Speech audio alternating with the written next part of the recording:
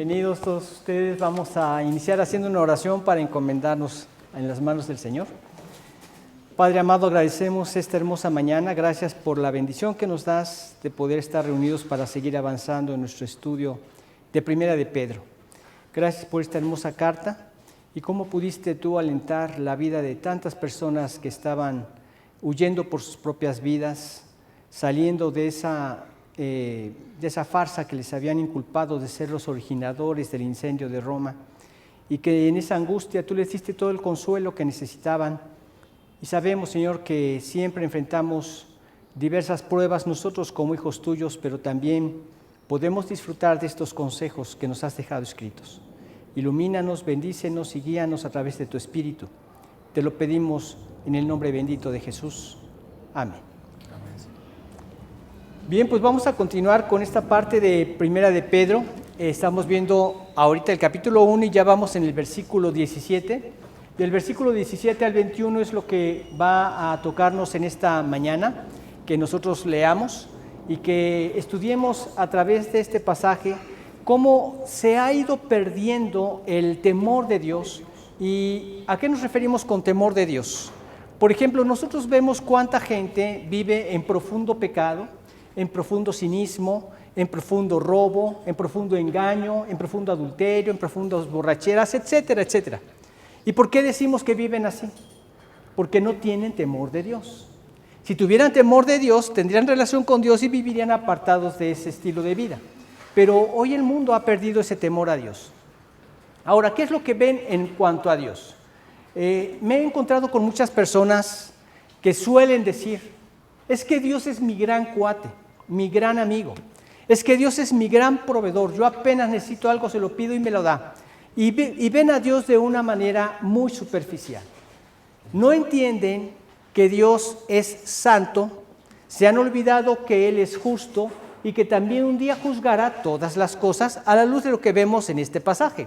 Vamos a darle lectura a Primera de Pedro, si fueras tan amable, Edgar, del capítulo 1, del 17 al 21.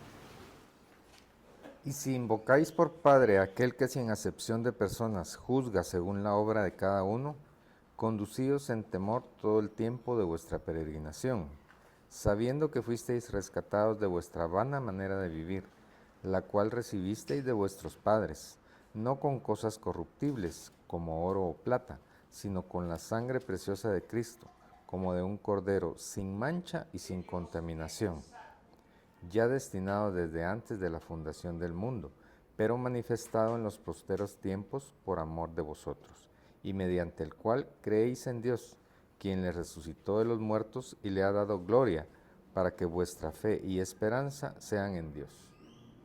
Y comienza diciendo este pasaje: y si invocáis por Padre a aquel que sin acepción de personas juzga según la obra de cada uno, conducíos en temor todo el tiempo de vuestra peregrinación. Estaba recordándoles a estos hombres que en este viaje que tenemos en esta vida, a algunos nos toca vivir de una manera, a otros de otra. Pero, ¿cuál es el propósito de Dios con mantenernos en este mundo caído? Bueno, el mundo caído nos lleva a toda esa vida desordenada que mencionábamos hace un momento y que le hace ver al hombre, tarde o temprano, entra en conciencia y dice: yo quisiera vivir diferente. ¿Por qué es que tengo que vivir siempre en lo malo que me indica mi naturaleza caída? Y de una forma o de otra Dios quiere llevar al hombre a meditar en esto y a traerlo hacia la salvación. Vivimos en un mundo caído en donde vemos constantemente muerte, llanto, clamor y dolor. ¿Y qué pasa cuando vemos que otros mueren? Porque mueren de todas las edades, chicos, medianos, grandes, de todas las edades. Para la muerte no hay algo que nosotros tengamos una garantía de decir: tú vas a llegar a vivir hasta los 80 años. ¿Qué pasaría si tuviéramos esa garantía? Si de repente Dios me dijera: Guillermo, vas a vivir en los 65. Ya le gané porque ya tengo 67. Por lo regular la gente lo que haría sería destramparse en el pecado y ya faltando unos 5 minutos antes: Dios, perdóname porque fui muy malo, me arrepiento y quiero ahora que tú me perdones y me salves. Y eso no sería la verdadera salvación. Cuando vemos que hubo un hombre que fue ladrón y que fue crucificado juntamente con Cristo, Ahí en el último momento, después de ver todas las injusticias que le hacían, él cayó en cuenta y dijo, este hombre no es como cualquier hombre. Lo están injuriando, le están insultando. Y aún así calla y no responde a esas injurias, a esos insultos. Este tiene que ser Dios. Y entonces cuando voltea y le dice, Señor, acuérdate de mí cuando vengas en tu reino. Y Jesús le dijo, de cierto te digo que hoy estarás conmigo en el paraíso.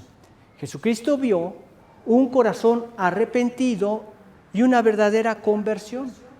Cambió del estilo de lo que estaba pensando su otro amigo, insultando a Jesús, si tú eres Dios, realmente suéltate de esta cruz y suéltanos a nosotros, ¿verdad? Y creeremos en ti. Pero qué ofensa, y por otro lado, qué ignorancia, porque si Cristo se hubiera soltado de esa cruz, Él tenía poder para hacerlo. Nos hubiera dejado sin salvación. Él estaba llevando a cabo un plan de Dios, un plan eterno, un plan que fue desarrollado desde antes de la creación del mundo, como vamos a ver más adelante, o como vimos en este pasaje.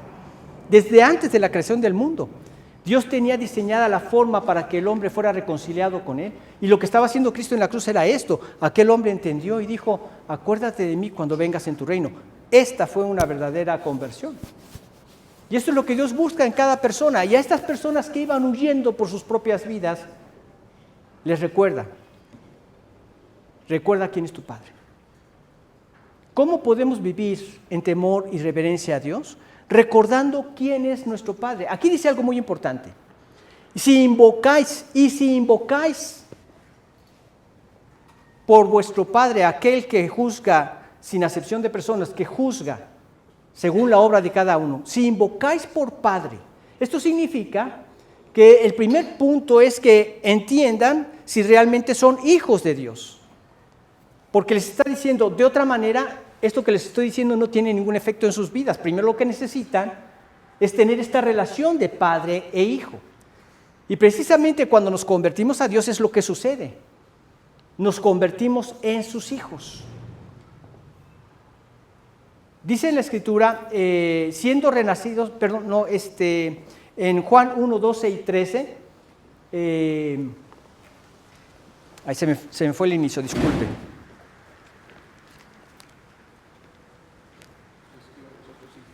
¿Mande?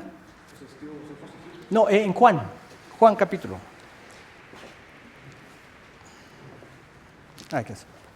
Listo, disculpen. Dice, mas a todos los que le recibieron, a los que creen en su nombre, que dice, les dio potestad de ser hechos hijos de Dios. ¿Cuándo es que somos hijos? Cuando nos convertimos a Dios. Cuando abandonamos la vida de pecado. Esto es arrepentimiento. El arrepentimiento siempre involucra un abandono del pecado. ¿De cuál pecado? O sea, ¿ya nunca más vuelvo a pecar? No. Abandono de la esclavitud del pecado. Cuando yo me convierto, ¿dejo de ser pecador? Desgraciadamente no. Tengo la naturaleza caída todavía, pero hay una gran diferencia. Era un pecador sin arrepentirme, ahora soy un pecador arrepentido. Porque yo les comenté, tenía poco de haberme convertido y volví a mentir. Volví a pecar. No era perfecto, pero volví a pecar. Sin embargo, el hecho de ser pecador arrepentido me llevó a restituir el daño causado. Me llevó a pedirle perdón a Dios y me llevó a pedirle perdón a la persona que le mentí y le dije la verdad. ¿Se entiende cuál es la diferencia entre un pecador no arrepentido y un pecador arrepentido? Ya somos perfectos, no desgraciadamente, pero volví a pecar. Sin embargo, cuando peco, restituyo el daño pidiéndole perdón a Dios y a la persona que ofendí, si este es el caso. Entonces, cuando me arrepiento y me convierto, en ese momento me hace su hijo. Mas a todos los que le recibieron, a los que creen en su nombre, les dio potestad de ser hechos hijos de Dios, los cuales no son engendrados de carne, ni de voluntad de sangre, ni de voluntad de varón, sino de Dios. Él pone su espíritu en nosotros, porque en Cristo Jesús me limpia de todo pecado. ¿Sí? Y Cristo Jesús con su sacrificio me hace ante los ojos de Dios santo, sin mancha e irreprensible. Entonces con esto me da la gracia de acercarme a Él en todo momento, pone su espíritu en mí, porque me ve así perfecto en Cristo, me ve perfecto, santo, sin mancha, irreprensible. Por eso puede morar su espíritu en mí. Y por eso voy a ir al cielo, porque me ve en Cristo, santo, sin mancha, irreprensible. Entonces me hace su hijo porque ahora tengo su naturaleza. ¿Cuál es esa? El Espíritu Santo que mora en mí. Y entonces ese espíritu que ya está en mí empieza a reproducir lo que es Dios. Dios es amor y su espíritu manifiesta ese amor que está en 1 Corintios 13 a través de mis acciones. Entonces ya soy un hijo de Dios. Y el fruto de mi vida no complementa mi salvación, únicamente da testimonio de que esta salvación ya la tengo y que ahora soy hijo de Dios. Por eso Pablo empieza así: y si invocáis por Padre a aquel que sin acepción de personas juzga según la obra de cada uno, ¿sí? O sea, te das cuenta que primero es la obra la que manifiesta que ahora soy un hijo de Dios. Y la obra manifiesta de las personas que no son hijos de Dios. O sea, no es tanto lo que digo, sino más bien lo que vivo. Eso es lo que importa. Y ante los ojos de Dios esto es un hecho. Cuando vemos que dice en Santiago 1:22, pero sed hacedores de la palabra y no tan solamente oidores, engañándoos a vosotros mismos, vemos esa importancia que Dios da en la Biblia hacia la acción. Es la acción la que importa, no lo que decimos. Y entonces nosotros vemos en este pasaje que Dios es santo y Dios es juez, juzgará todas las cosas. Y si invocamos a Dios por Padre, este mismo que decimos que es nuestro Padre, es quien juzga sin ningún tipo de favoritismos a todo mundo. Ahora, aquí nada más quiero hacer un breve paréntesis, porque a veces nosotros pensamos que no debemos juzgar para que no seamos juzgados. Entendemos mal este pasaje porque lo que Dios dice es que no juzguemos juicios ventajosos, juicios en donde tú estás desacreditando a la persona con falsedades. Eso no debe salir de nuestros labios. Si tú no sabes algo de alguien, que se dijo algo de alguien, tú investígalo antes de que tú lo afirmes. Si tú no lo sabes, si tú no estás cierto de que así es, no lo puedes decir. Y es a lo que se refiere: no juzguemos para que no seamos juzgados. Pero cuando juzgamos, debemos juzgar con justo juicio, como dice el Señor. El Señor Jesucristo les dijo: no juzguéis por las apariencias, juzgad con justo juicio. Es más, la Biblia, Dios nos enseña a juzgar el pecado.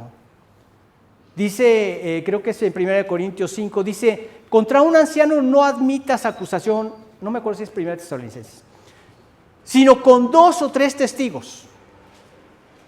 O sea, hay 2 testigos de que hay alguna cosa incorrecta en un anciano. Anciano, pastor, obispo es lo mismo, ¿sí? Si de repente ustedes me ven en un café abrazado de una mujer que no es mi esposa, y que no es mi hija tampoco, y que tú ibas acompañado con otro creyente y me vieron, ustedes tienen que decirme: Guillermo, ¿qué estás haciendo? ¿Qué estás haciendo con esta cercanía con una mujer que ni es tu esposa ni es tu hija? Tiene que ser enfrentado. Y dice: y a los que persisten en pecar, repréndelos delante de todos para que los demás también teman. Han habido iglesias donde el pastor ha caído en inmoralidad sexual y lo han perdonado. Pero ¿qué pasa con esas iglesias? El estándar de santidad se baja y se va arruinando lo que Dios estipuló para una iglesia como el cuerpo de Cristo, para llevar el evangelio a otras personas. Ese pastor ya no puede ser pastor. Tiene que sentarse también en las bancas y recibir la exhortación de Dios, y tiene que haber otro que sea pastor irreprensible como lo manifiesta el Señor. El pecado se tiene que reportar, se tiene que declarar, se tiene que juzgar. Y como creyentes tenemos que hacerlo directamente si nosotros vimos esa acción. Si tu hermano peca contra ti, ve y repréndele estando tú y él solos. Si te oyere, has ganado a tu hermano. Si no te oyere, toma aún contigo a 1 o 2 para que en boca de 2 o 3 testigos conste toda palabra.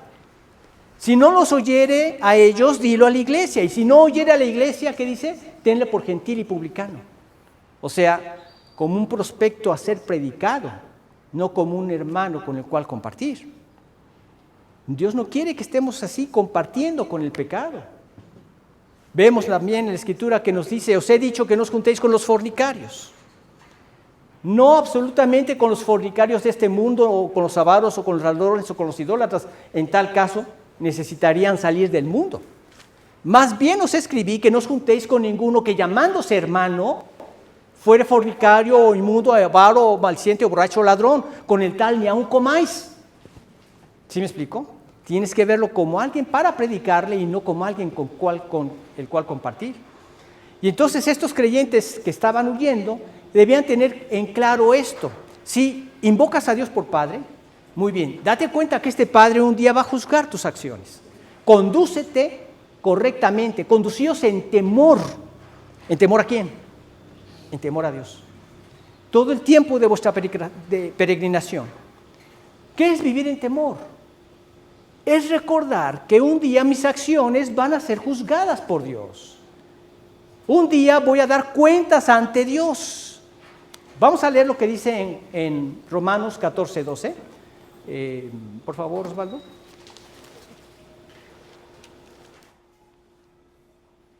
De manera que cada uno de nosotros dará a Dios cuenta de sí. Entonces, yo vivo en ese temor de Dios, sabiendo que un día voy a estar ante su presencia. ¿Cuándo va a ser ese día? No lo sabemos. Puede sobrevenirnos la muerte, o puede venir el Señor por su iglesia, y cualquiera que estas cosas sucedan, daremos cuentas a Dios. Cada uno de nosotros dará a Dios cuenta de sí.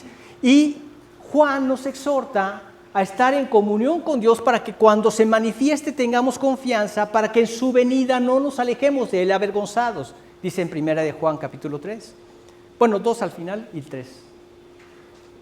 Él quiere que no nos alejemos de él avergonzados, sino que ese sea un agradable encuentro de regocijo por lo que Dios hizo por nosotros y de gozo por las victorias que logró en mi vida, para lograr que en ese momento yo estuviera en comunión con Él, encontrándonos en ese hermoso encuentro eterno con Él. Entonces es muy importante saber que un día vamos a dar cuentas a Dios de todo. Y si tú vives caminando en esta forma en tu vida, se presenta el pecado, tú lo desechas, lo haces a un lado, no te detienes y no te vence, porque en Cristo Jesús has sido liberado de la esclavitud del pecado, liberado por Dios. Y entonces podemos vivir en esa comunión con Dios día con día. Ahora, ese temor reverente, porque hay un respeto, un amor, un aprecio por lo que Dios hizo por mí, y por eso yo temo caer en pecado, temo frustrar o truncar nuestra comunión íntima, continua con Dios. Entonces ese temor reverente nos guarda precisamente del pecado. ¿Tú eres consciente de que su Espíritu está en tu vida? Cada vez que hagas un devocional, que hayas leído la palabra de Dios y después te pongas a orar, detente un momento y ponte a pensar, ¿dónde está Dios? ¿Saben qué significa que Dios es omnipresente? Que está en cualquier lugar, que lo llena todo, porque en Él vivimos y nos movemos y somos. Él es la vida, sin Él no habría vida. Si tú pudieras estar en algún lugar donde no está Dios, inmediatamente tendrías que salir de ahí porque no podrías respirar, no podrías vivir. No existe ese lugar. Entonces tienes que ser consciente que estás en la presencia de Dios. Y por otro lado, es ser consciente de que su Santo Espíritu mora dentro de ti. Y entonces ya tus palabras no son vacías, no son palabras que no sabes ni a dónde se fueron. Estás platicando con Él. Y en esa charla platicas y abres tu corazón porque Él lo conoce plenamente. En esa charla le expones lo que tú eres y lo que te ha costado trabajo cambiar o lo que sea, se lo presentamos a Dios. y vemos cómo su poder se empieza a desarrollar, pero nos mantiene en esa comunión y te permite estar atento en todo el día sabiendo que Dios te ve. ¿Se ocultará alguno, dice Jehová, en escondrijo que yo no lo vea? ¿No lleno yo, dice Jehová, el cielo y la tierra? Dios lo llena todo. Entonces, ¿tú crees que podríamos encontrar algún lugar donde podríamos pecar sin que nadie nos viera? El hombre puede encerrarse, quizás hacer alguna inmoralidad y piensa que nadie los vio. Dios sí los vio. Y si invocáis por Padre a aquel que sin acepción de personas juzga según la obra de cada uno. Dios juzgó ese pecado. Dios va a traer disciplina por ese pecado. Él juzga todas las cosas según la obra de nuestras manos, según lo que nosotros hacemos. Si lo invocamos por Padre, entonces conducíos en temor todo el tiempo de vuestra peregrinación, todo el tiempo que vivamos aquí. Conducirnos en temor. ¿Por qué? Porque el temor reverente nos guarda del pecado y no por miedo a la corrección. Nos guarda del pecado porque amamos y no queremos lastimar a aquel que nos salvó. Esta es una verdadera inteligencia, esta es una verdadera sabiduría. Leamos, por favor, Edgar, lo que dice en Job, el capítulo 9, versículo 10. Perdón, no, Proverbios 9, 10, se me cruzó ahorita. Proverbios 9, 10.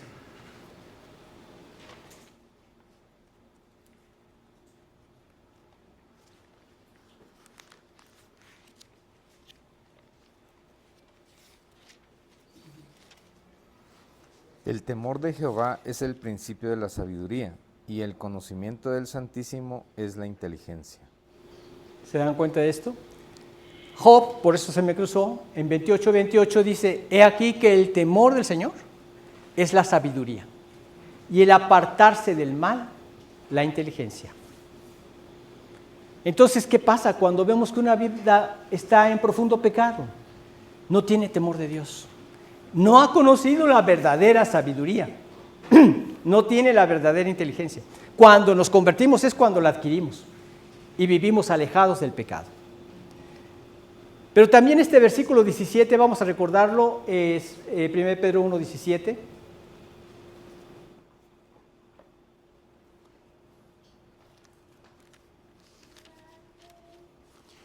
Y si invocáis por Padre aquel que sin acepción de personas juzga según la obra de cada uno, conducíos en temor todo el tiempo de vuestra peregrinación. Dice, conducíos en temor todo el tiempo de vuestra peregrinación. Nuestra vida es un peregrinar. No es nuestra morada final. Estamos aquí de paso. Peregrinos o extranjeros son aquellos que no tienen su morada en el lugar donde están. Ellos salieron dejando su morada acá y salieron como peregrinos. Pero acá Pedro se refiere a algo más allá todavía. Somos peregrinos aquí en la tierra porque nuestra verdadera ciudadanía, nuestro verdadero hogar no es aquí. Quería alentar los corazones de ellos para que si a ellos les dolía haber perdido sus propiedades, sus pertenencias ahí en Roma, todo se incendió y ellos estaban huyendo y ya no tenían nada, absolutamente nada. Quería hacerles ver la verdadera riqueza que ellos tenían, donde ladrones no minan ni hurtan, ¿sí? Allá en el cielo ya todo es perfecto y allá en el cielo todo es eterno. Aquí todo se corrompe, todo se destruye. Tú puedes tener ahorita un carro último modelo. Yo quisiera ver tu carro dentro de 15 o 20 años. Se corrompe, se destruye. Tú tienes una casa que estás estrenando y haces la gran fiesta y todos nos gozamos contigo. Pero quiero ver esa casa dentro de 50, 60 años. Todo se corrompe, todo se destruye. Aquella es la eterna. Por lo que debemos vivir es por lo eterno. Y Dios quiere instarnos a que tengamos presente esto. Nuestra ciudadanía aquí es temporal. Aquí estamos de paso. Esta vida no es permanente. Aunque el mundo trata de hacernos ver que así es, el mundo quiere corrompernos, el mundo nos invita a vivir una vida sin temor de Dios, a vivir una vida sin límites de ninguna clase. No te preocupes, disfruta la vida. Y claro, en todo este sentido, el diablo trata de sacar provecho para arruinar a las personas, sus hogares, sus familias, arruinarlo todo. Te hace creer que esto es por lo que vale la pena vivir y que gastes toda tu energía, todo tu tiempo en estas cosas que son temporales. Y lo más importante que es Dios, lo más importante que es tu relación con tu esposa, con tus hijos, eso déjalo aparte, eso no importa. Yo recuerdo mucho haber trabajado en un despacho de contadores públicos y todos sabían que yo ya era creyente y de repente iba manejando el socio del despacho y dice, otra vez mi esposa ya empezó a molerme, que mira, que debes pasar tiempo con tus hijos, que no te ven en todo el día, tienes que pasar tiempo con ellos, invierte tiempo con ellos. Y yo le dije, ya tendré suficiente dinero para pasar todo el tiempo con ellos. Y él me preguntó, ¿y tú qué opinas, Guillermo? Cuando tengas ese dinero, ellos ahora estarán en la misma carrera que tú les enseñaste y no van a tener tiempo para ti. Ese es el engaño en el que vivimos. Tú cuentas con el tiempo ahora. Cuando menos piensas, se te pasó el tiempo. Una persona que se dedicaba a salir fuera todo el tiempo y podía estar hasta 15 días sin regresar a su casa, cuando menos se dio cuenta, un día llega, toca la puerta y cuando le abren, está un chico con bigote, con barba y le dice, ¿qué tal te fue en el trabajo, papá? Ya había crecido, no se había dado cuenta y ya había crecido. Y luego decimos, ¿en qué se nos fue la vida? Dios quiere prevenirte de ese asalto para que disfrutes los valores más importantes, dándote a entender que esta vida no es lo importante, es pasajera. La que tenemos allá es lo que importa, es la eterna. Mientras estemos aquí, nuestra vida aquí es pasajera, es temporal. Leamos lo que dice en 1 Corintios 6:20. No, perdón, Filipenses 3:20. Si fueras tan amable, Osvaldo.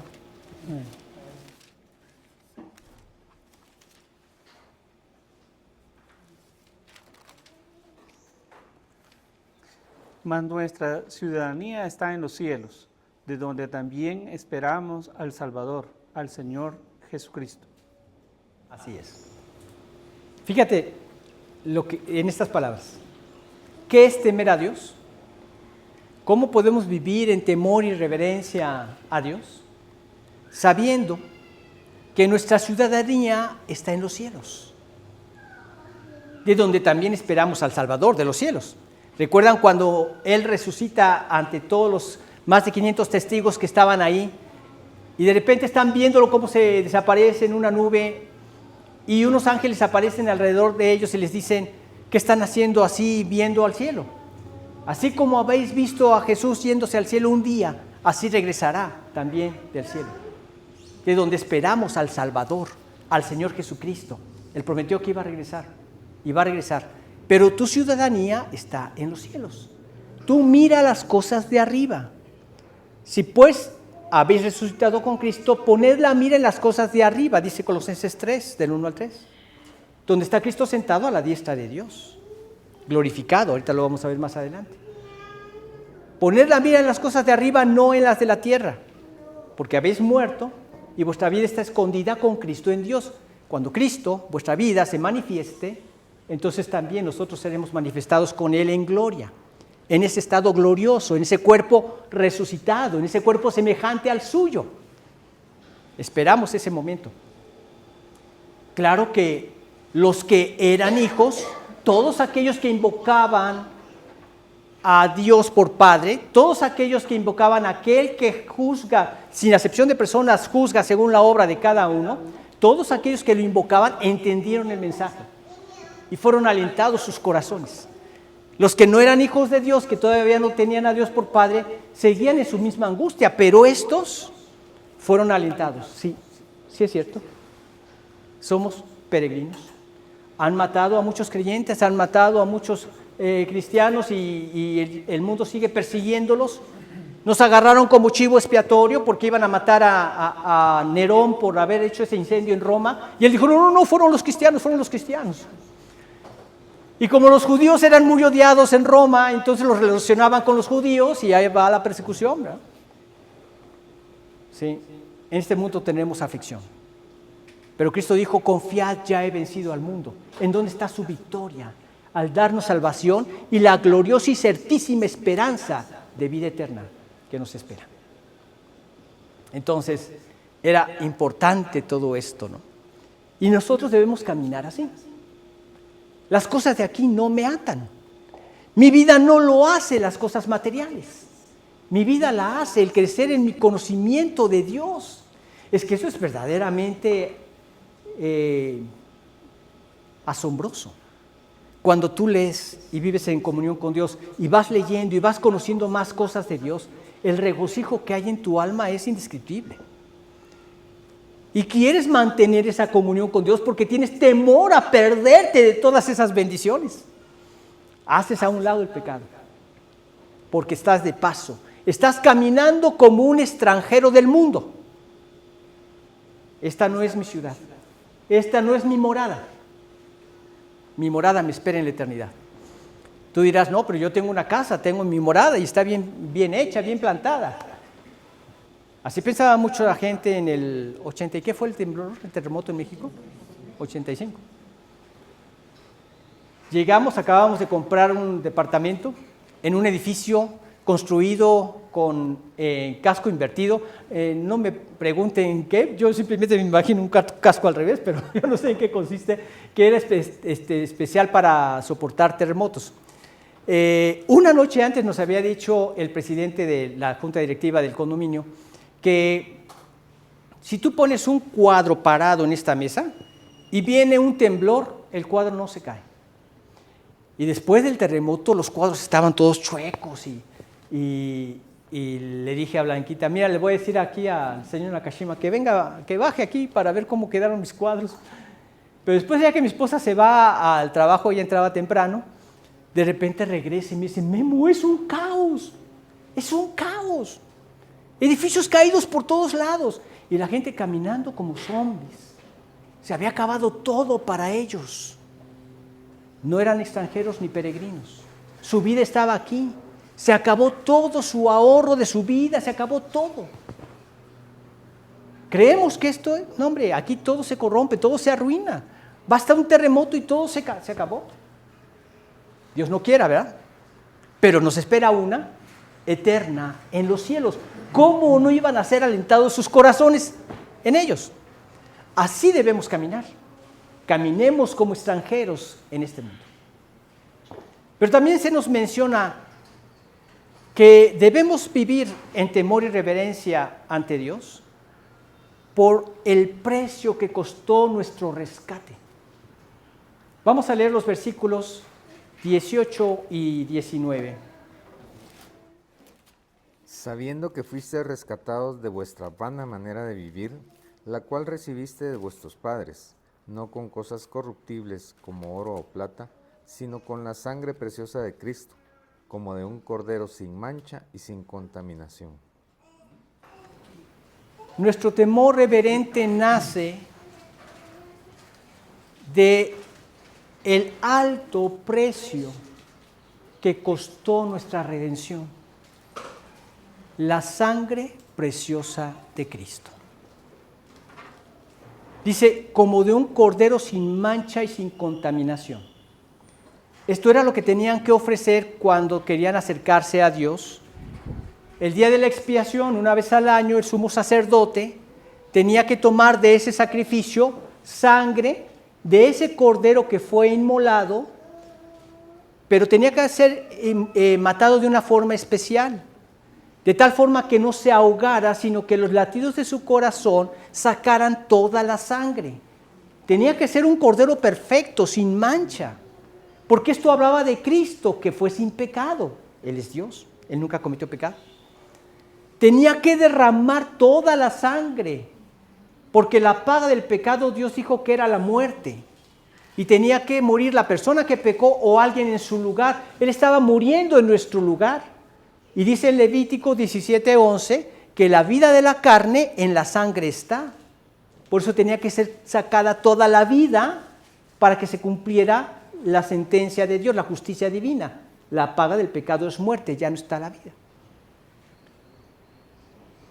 Y tenían que agarrar de esa sangre el sumo sacerdote y llevarla al propiciatorio, que ya era en el lugar santísimo, donde había una caja que contenía las tablas de Moisés, los 10 mandamientos, que habían sido violadas y que por medio de esa sangre Dios nos hacía propicios o aceptables a Él. Así era como lo hacían una vez al año los judíos.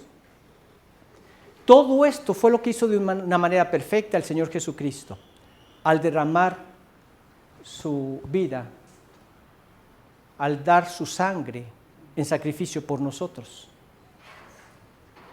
Ahí estaba en la cruz, dice, quien llevó él mismo nuestros pecados en su cuerpo sobre el madero, para que nosotros, estando muertos a los pecados, vivamos a la justicia, y por cuya herida fuisteis sanados. 1 Pedro 2:24.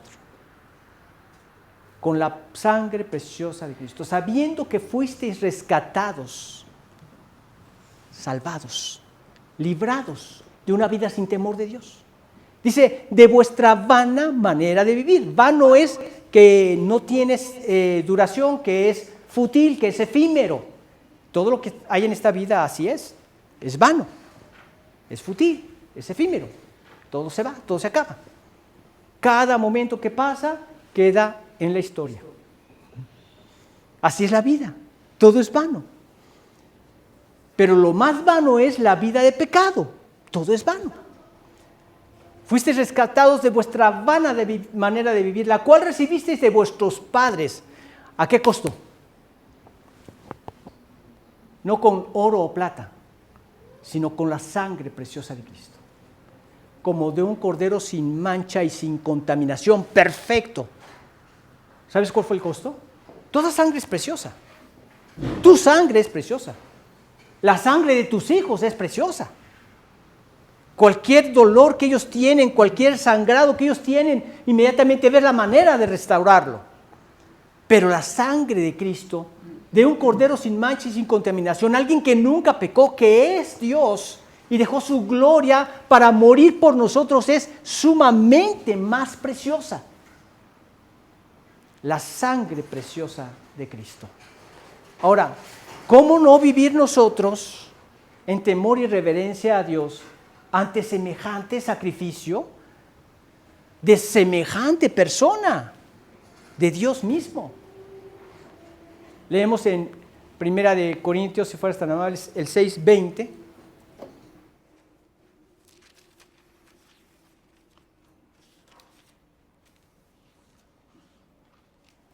Porque habéis sido comprados por precio. Glorificad pues a Dios en vuestro cuerpo y en vuestro espíritu, los cuales son de Dios. Comprados con la sangre de Cristo. ¿Aceptaste la salvación? Ahí aceptaste que la sangre de Jesucristo, su Hijo, te limpió de todos tus pecados y te presentó perfecto ante Dios. La sangre preciosa de Cristo. Ahora, ¿no se les hace maravilloso este regalo de Dios? Que solamente nos pide arrepentirnos y convertirnos a Él, abandonar nuestra vida de esclavitud al pecado para ahora hacer su voluntad, y nos limpia con su sangre, con la sangre preciosa de Cristo, nos hace sus hijos, nos da vida eterna y nos da una ciudadanía eterna en un lugar eterno. Cuando Cristo se nos manifestó para que nosotros tuviéramos confianza en Dios. Vamos a leer los versículos 20 y 21. ya destinado desde antes de la fundación del mundo, pero manifestando en los postreros tiempos por amor de vosotros, y mediante el cual crees en Dios, quien le resucitó de los muertos y le ha dado gloria, para que vuestra fe y esperanza sean en Dios. Cristo se manifestó para eso, para darnos confianza con Dios. Él murió en la cruz y se entregó por nosotros, para que nuestra esperanza y fe sean en Dios. ¿Quiere un poco de agua? ¿Sí? ¿Sí quieres? Gracias. Dios planeó, dice aquí, desde antes de la creación, esta redención en Cristo. Dice, ya determinado desde antes de la creación del mundo, pero manifestado ahora por amor de vosotros. Como vimos en estudios anteriores, los profetas que profetizaron, inquirieron y diligentemente indagaron acerca de esta salvación, escudriñando qué persona y qué tiempo decía el Espíritu de Cristo que estaba en ellos, que también anunció de manera anticipada la muerte de Cristo y las glorias que vendrían tras ellos. A ellos se les reveló que no para ellos, sino para nosotros administraban las cosas que ahora son anunciadas por el Espíritu Santo enviado del cielo. Cosas en las cuales anhelan mirar los ángeles. Para nosotros, por amor a nosotros. ¿Sí? Fue antes tú dices, ¿cómo fue antes? Desde antes de la creación. ¿Sabes por qué? Porque Dios es omnisciente. A un amigo le preguntó a su papá y le dijo, papá, ¿qué significa omnisciente? Que todo lo siente, hijo. No, esto no significa. Es que todo lo sabe, que todo lo conoce. No hay nada en la eternidad pasada que Él no sepa, ni nada en la eternidad futura que Él no lo sepa ya. Nos cuesta trabajo, ¿no? Nos cuesta trabajo comprender esto. Pero ese es Dios. Simplemente a nosotros lo que conocemos de historia nos cuesta trabajo recordar cosas del pasado. De repente mi esposa me dice cosas que yo ya no me acuerdo. Se me olvidaron. ¿Por qué? Porque yo no soy Dios, no lo recuerdo. Guillermo, ¿cuántas novias tuviste? No, ya ni me acuerdo, no. Ya se fue. No me pregunta eso. Pero Dios, desde antes de la creación, ya sabía lo que iba a pasar al crear a Adán y Eva. Y al darles un libre albedrío, una libre voluntad. ¿Y por qué los creó así? Porque Dios es amor. Y quería compartir su amor con el hombre. Por eso nos dio ese libre albedrío. No existe libre albedrío, no existe amor sin el libre albedrío. Tú ves que durante mucho tiempo las personas lo han acostumbrado en algunas culturas el hacer matrimonios pactados por los padres. ¿Sí? Ven a la hija del rey y ve a un príncipe que tiene a un hijo y dice, estos se van a casar, y ya está determinado desde antes, ¿verdad? Y no solo a ese nivel, a todos los niveles, determinado desde antes. Pero ¿tú crees que esto da lugar al amor? Es en la libertad de elección. Y el hombre decidió no obedecer a Dios. El hombre decidió vivir independiente a Dios. Ahora, esto es lo que vivimos en la actualidad. Aunque el hombre diga que conoce a Dios, que teme a Dios, etc., si su vida no está conforme a su voluntad, el hombre lo conoce de dientes para afuera, pero no es un conocimiento vivo, ¿sí? Él es Dios para sí mismo. Vive en rebelión contra Dios, viviendo en contra de sus principios, de su voluntad. Esto fue la caída del hombre. Dios le dijo, este árbol no puedes comer. El hombre hizo lo contrario a la voluntad de Dios, comió y ahí se generó el pecado. Pecado es todo aquello que hacemos contrario a la voluntad de Dios. Eso es pecado. Entonces, Dios ya sabía que iba a pasar esto.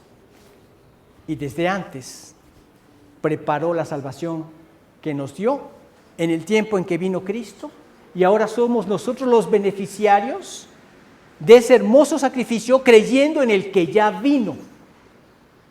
Todo ese tiempo creían en el que iba a venir.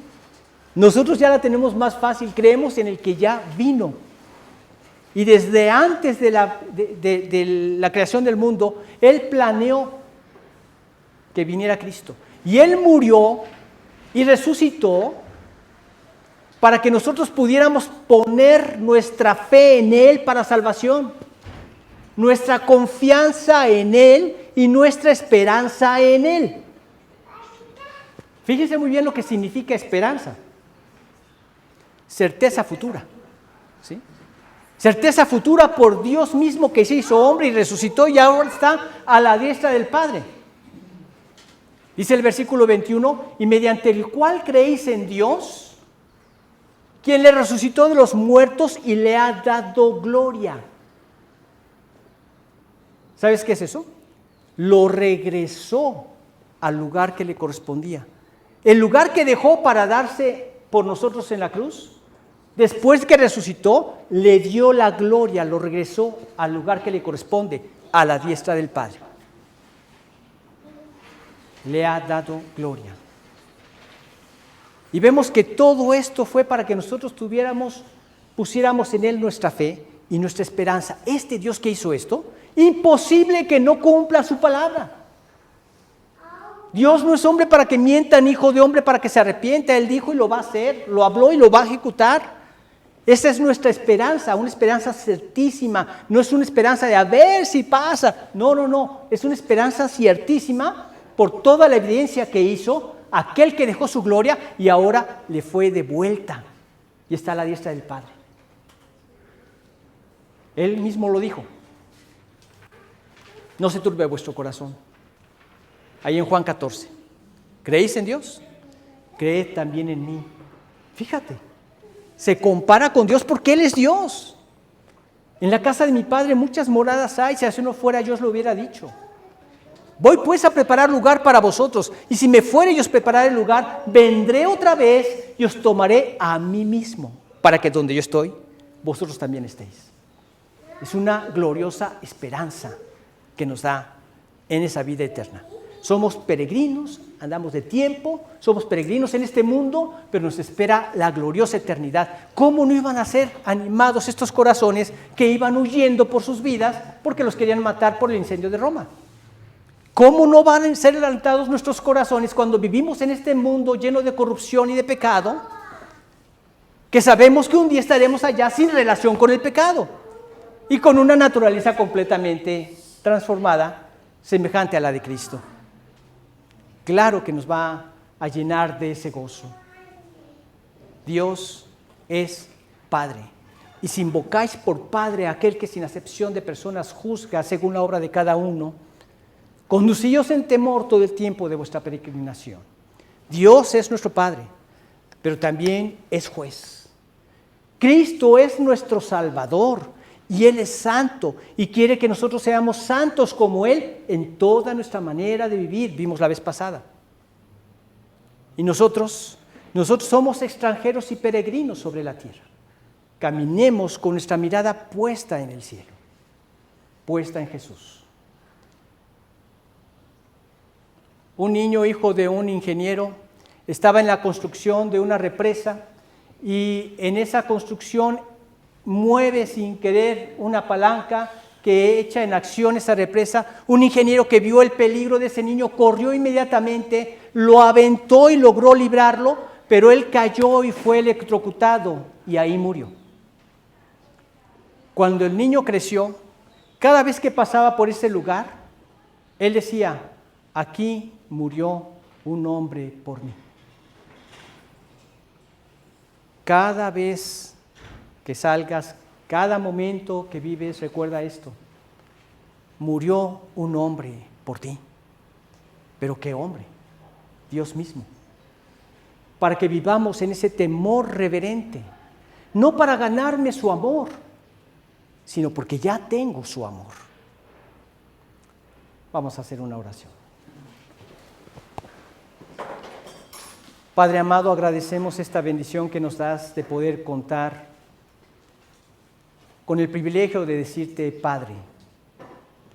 La confianza, el gozo y el testimonio que nos permites ver de la presencia de tu Espíritu en nuestras vidas, en cada victoria que nos das sobre el pecado. Nos permites ver, Señor, que atrás de cada mandamiento tuyo está la enorme bendición para nuestras vidas que tú nos otorgas por gracia y por amor. Permítenos vivir en reciprocidad a ese amor que tú nos has dado, Señor. Tú nos dices ahí en 1 de Juan que nosotros te amamos a ti porque tú nos amaste primero. Y vemos de qué manera manifestaste ese amor. Tú enviaste a tu Hijo único para pagar por nuestros pecados y hacer posible nuestra salvación. Pero también tú hiciste que resucitara al tercer día y que ascendiera a ese lugar de honor para llenarnos de fe y esperanza el corazón. Así es que, Padre, te agradecemos la bendición que nos das al recordar que esos hombres que iban huyendo pudieron ser alentados al considerarse peregrinos en este mundo. Que el mismo consuelo traes a nuestros corazones también porque somos peregrinos en este mundo, en esta vida. Y que nuestra verdadera morada se encuentra allá en el cielo contigo. Permítenos tener presente esto en todo momento de nuestra vida, sabiendo que nos espera esa morada porque un día un hombre murió por mí. Gracias, Dios, por Cristo Jesús. Amén. Bueno, pues el próximo domingo, primero Dios, culminamos con este primer capítulo de esta carta de Primera de Pedro. Solo me queda recordarles a los papás, aquí es el 17 de junio que se celebra, ¿verdad? Sí. Bueno, pues los voy a ver hasta el domingo, entonces felicidades a los papás por el Día del Padre. Les recuerdo que tenemos nuestra celebración del Día del Padre, si nos pueden acompañar. Actam, ya tienes 2 hijitos, el Día del Padre te corresponde. Nos vamos a ver en la estancia de Majadas, ahí nos hemos estado viendo frecuentemente. Vayan pensando si quieren sus huevitos con longaniza o sus huevitos con chorizo, ¿verdad? Esta es una larga historia que ya se los comentaremos la próxima vez. Entonces, va a ser a las 10 de la mañana. La idea es primero desayunar y después compartimos, ¿verdad? Porque ya a las 10 de la mañana ya se hambre. Entonces nos pueden acompañar este sábado, va a ser a las 10 de la mañana. Y también... Sí. A las mamás les ha ido mejor ahora en Tefratelli, creo que se contaron la última vez, ¿no? Y nos comentaron que les fue mejor con respecto a la estancia. Ah, sí. No sé si quisieran. ¿Tefratelli cuál? El de Majada siempre también. Ahí está. Las promociones de 2x1 igual. Ah, ok. Pero como tú decidas. Pues no sé, ustedes dirán, es que yo no sé si te hacen el huevito con chorizo que es longaniza y longaniza que es chorizo. ¿Sí? También. Ah, bueno. Entonces, pues vamos a probar entonces entre Fratelli, le vamos a poner esta modificación. Vamos a dejarlo entre Fratelli entonces, de Majadas. Majadas 11, el que está en el complejo de comercios.